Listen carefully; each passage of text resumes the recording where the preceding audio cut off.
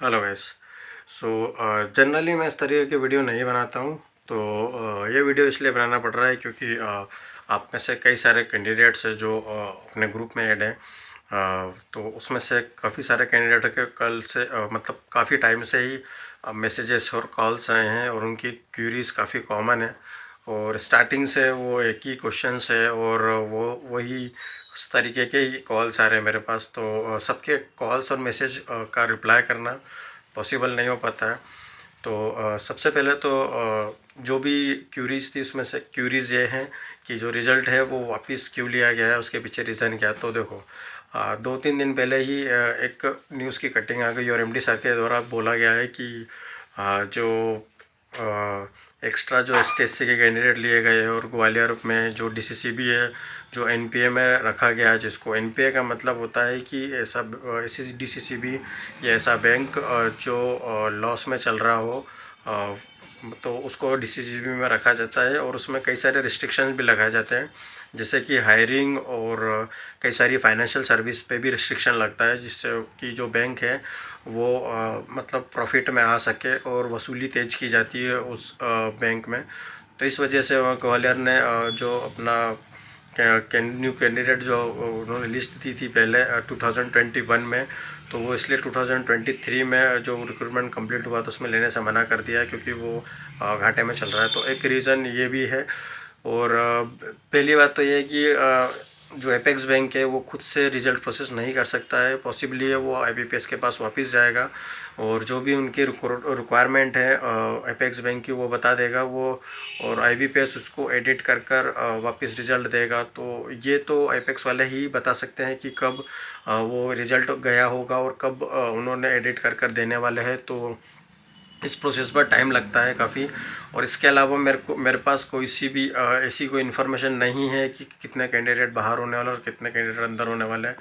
और रही बात बाहर होने वालों की, तो मैं एक रेफरेंस देना चाहूँगा कि आप सबने हियरिंग देखी होगी। तो उस हियरिंग में जो स्टेट का वकील और जो एएसएम के वकील हैं उन दोनों के बीच में बहस हो रही थी। लास्ट जो हियरिंग हुई थी उसमें आप देखना, उस वीडियो में मैंने ग्रुप में भी डाल रखा है।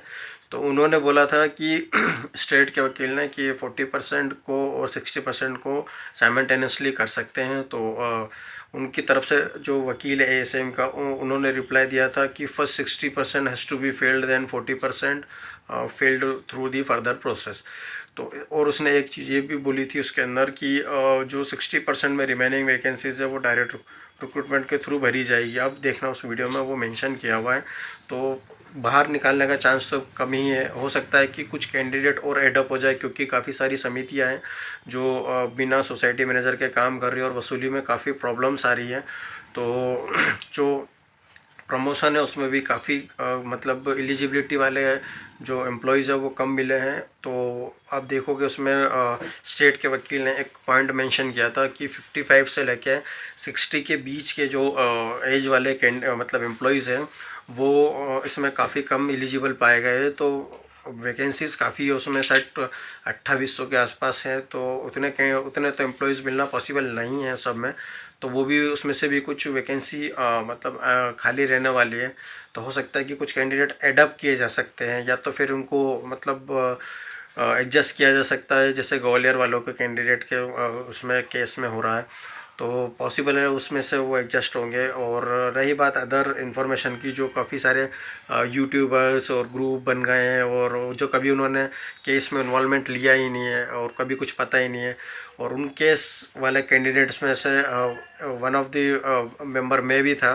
और जब वो केस स्टार्ट हुआ था तो उसमें 4th या 5th नंबर का कैंडिडेट में था जिसमें मैंने कंट्रीब्यूट किया था। हालांकि मैं फिज़िकली प्रेजेंट कहीं नहीं हो पाया हूँ, बट मैंने जो लीड कर रहा था केस उसको मैंने पहले ही बता दिया था कि आपको जो भी फाइनेंशियल हेल्प लगेगी उसके लिए मैं रेडी हूँ। मैं अभी भी रेडी हूँ, जो भी सिलेक्टेड नहीं है उनके मतलब कंट्रीब्यूशन था वो वापस कर क्योंकि काफ़ी कैंडिडेट ऐसे थे जिनकी कैपेसिटी नहीं थी पैसे देने की और अभी भी मतलब वो काफ़ी सफ़र कर रहे हैं। तो मैंने खुद ने आगे रख के इनिशिएट मतलब करके बोल दिया था मैंने कि आप उनको पैसे वापस कर सकते हैं, और जो भी सिलेक्टेड है उनसे वो मतलब कर सकते हैं उनके साथ में।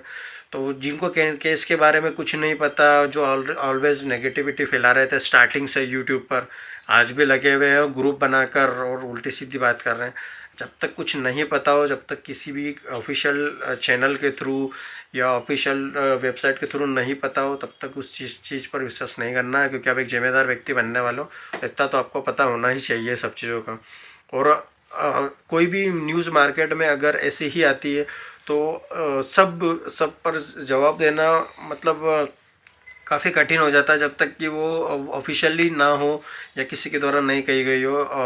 One of our members is called yesterday, तो उनको ये बताया गया है कि जो पैक्स का काम काफ़ी फास्ट चल रहा है, और उसके अलावा प्रमोशन का भी, और ये जो डायरेक्ट रिक्रूटमेंट है उसका भी।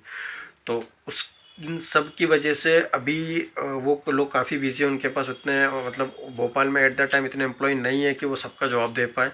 इसलिए आप कॉल करोगे तो कभी कभी वो कॉल रिसीव भी नहीं हो पाएगा। तो आपको धैर्य बनाकर वेट करना है, तो कुछ समय में वो रिजल्ट आ जाएगा। इस तरीके की वीडियो मैं बनाता नहीं हूँ, पर जनरली आपके इतने सारे कॉल्स और मैसेजेस है तो उसका रिप्लाई देना पॉसिबल नहीं है एट अ टाइम। सो इस वजह से मुझे ये रिप्लाई देना पड़ रहा है। सो ये था उसको लेकर। अब जो भी इन्फॉर्मेशन होगी वो आपको ग्रुप में मिल जाएगी। That's all from my side. Thank you.